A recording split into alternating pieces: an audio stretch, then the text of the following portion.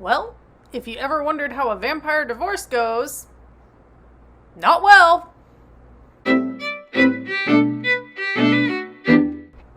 Hey everybody, it's M.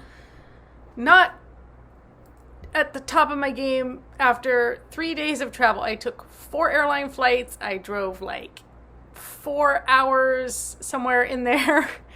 So I'm wearing my glasses. I apologize in advance for the glare on them, but I just cannot put my contacts in today. I can't do it. And still, I wanted to get in here and get a video up about the latest episode of Interview with the Vampire, and because this week is crazy for me and I don't have many other chances to record. So anyway, here I am. But first, your Cajun French phrase of the day. This is a phrase.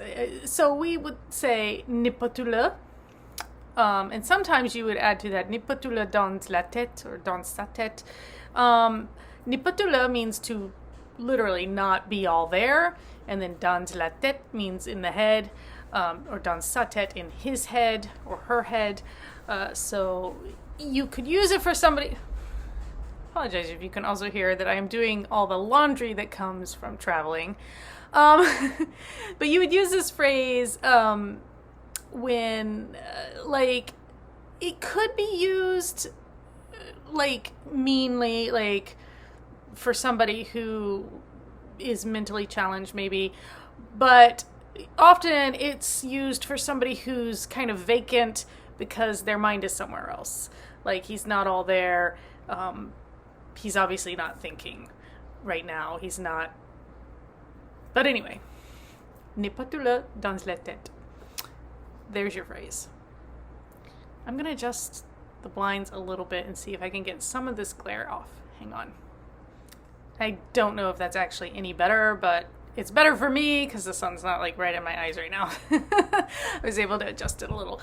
I, again, apologize if you're having to deal with not being able to see my eyes, but it is what it is today. So let's talk about, what is this, episode 5 now? In which Claudia runs away from home and Louis goes into a funk because he's obsessed with getting her back, and Lestat finally loses that little bit of patience he's had. Sorry, I have some notes. So what we did learn is that Lestat can actually read words, because he reads Claudia's diaries, which isn't cool, to say the least. And I have some personal experience with this kind of thing, so for me it's a very touchy subject. Not a fan of that particular tactic. And it's interesting because Lestat has given Claudia such a hard time for being somebody who writes down all her thoughts and feelings, and yet he himself eventually does just that in his book. But so in the novel and the movie, Claudia sees this Creole woman who's, obviously fully grown, voluptuous, and beautiful, and she gets frustrated because she wants to be this woman, and she can't be, so she kills the woman and then hides the corpse in their apartment. And I always wondered about that, and I wonder about this here now too, where in this take she has been killing a lot of people and stashing souvenirs, they call them, of them, like bits and pieces of them in the apartment. And I'm like, vampires have really strong senses of smell, so why would they not notice this? Never mind the flies and everything else, but like, surely they would notice this very, very quickly. And like in the book, I kind of go, well, in 1700s, even early 1800s New Orleans, maybe the smell of decay is just that prominent that, it's just kind of a miasma. But by the early 1900s, we're looking at 29, 30, right around the crash and the Depression, Prohibition. Like, I mean, New Orleans even now, it doesn't smell great, especially on a hot day, right? Like, it smells mostly like piss and garbage, but it doesn't smell like dead people. Like, dead people are like a very distinct smell, and it doesn't smell like that. Even by the cemeteries, which admittedly they're not, a bunch of open graves like there were at times. But anyway, it bothers me that they're like somehow surprised that there's all these dead body parts in this apartment when I'm like, surely you smelled it. I don't know. Just me. But Claudia's been actually trying to create a companion. She's like, Lestat has Louis has Lestat. Like, where do I fit in? I'm like this third wheel. And she wants to, find somebody for her. Which, in the book it makes sense. She's not strong enough to do it. She's, only 5. She can't drain somebody, and she needs an adult. But like, somebody in a 14-year-old body could probably get by with somebody even just a few years older or their own age. And so there's a little bit of a difference there and so my interest is, if they cast Armand as written, he's 15-ish, 16-ish in like human looks. It's possible that Claudia and Armand could, form some kind of bond based on that, especially her desire to learn about vampires, and he's very old. But, I mean, again, like, they didn't in the movie, because you can't have, like, a 30-year-old Brad Pitt with a 15-year-old boy, even though, because of the erotic undertones, it's just like, you can't really do that and get away with it. So, and since this show is very definitely, like, they've made the whole vampire companion thing, the romance is not subtext anymore. There's definite, like, romance happening. Then it's a little bit different.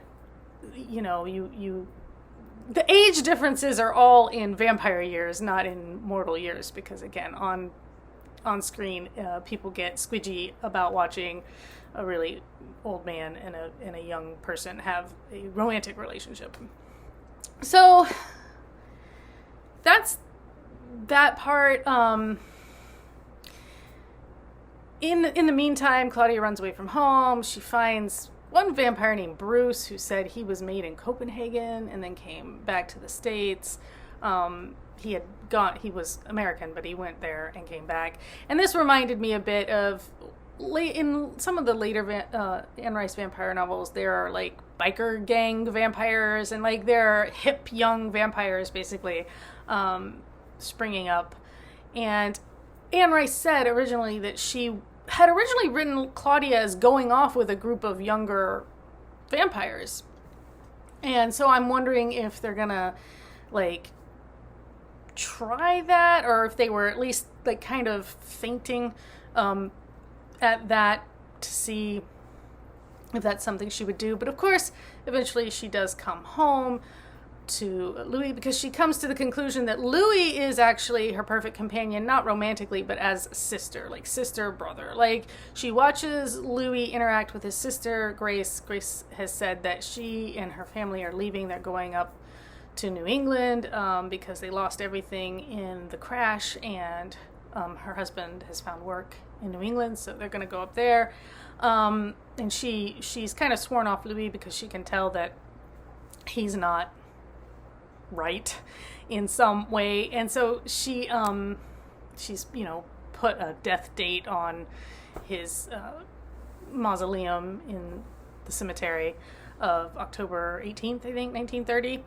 And I mean, in the books, like, Louis does struggle with maintaining his family, his sisters and everything at a distance, and kind of slowly sliding out of their lives. So it is, I mean, that is an issue, like, to stay young and immortal while people around you who know you start to notice and sense that something is off. So Claudia witnesses this and thinks, you know what he needs is an immortal sister. Like, and it kind of makes sense. Lestat made them both, so they're siblings of a sort. And so she comes home. Now, Louis and Lestat have gone downhill in Claudia's absence. Not that they were ever in a great place, but they've quit cleaning the apartment. And, like, it's funny. It's almost like, I mean, you know, because they could, like, if Lestat were really, he could clean it, but he won't do it, and Louis won't do it, because Louis is fixated on just trying to get Claudia home.